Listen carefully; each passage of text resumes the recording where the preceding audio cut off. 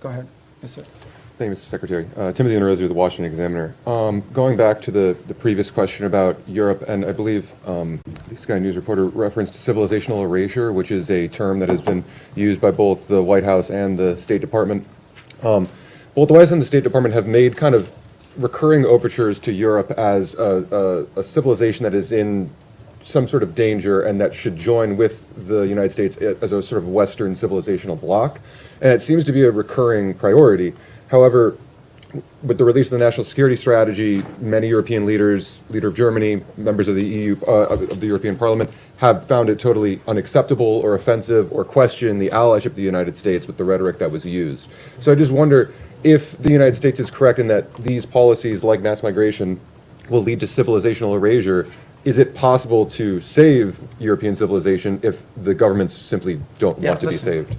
How has this alliance long been described? As the Western alliance, right? What is it that, and it's not just me saying, you go to these NATO meetings, you meet with people, what they will tell you is our shared history, our shared legacy, our shared values, our shared priorities. That's what they talk about as the reason for this alliance. Well, if you erase your shared history, your shared culture, your shared ideology, your shared priorities, your shared principles, then you just have a straight up defense agreement. That's all you have.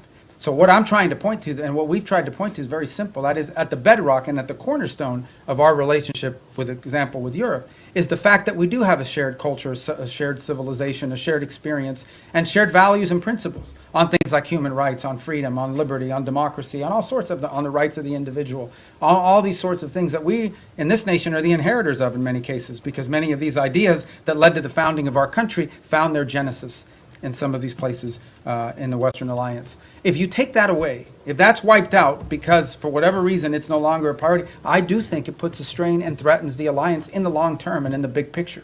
Now, whatever internal politics causes people to dispute this, shared values, shared civilizational principles that we should be unapologetic about.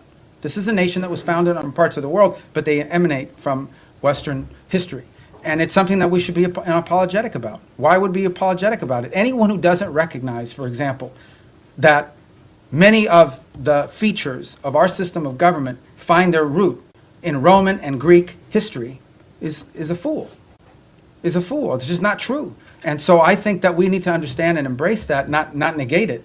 And I think that's what we're pointing to here, is that we are concerned that particularly in parts of Western Europe, those things that underpin our alliance and our tie to them could be under threat in the long term. And by the way, there are leaders in those countries that recognize that as well. Some say it openly, some say it privately. In the eastern and southern part of Europe, they're much more open about it. Nonetheless, it is a factor that needs to be addressed.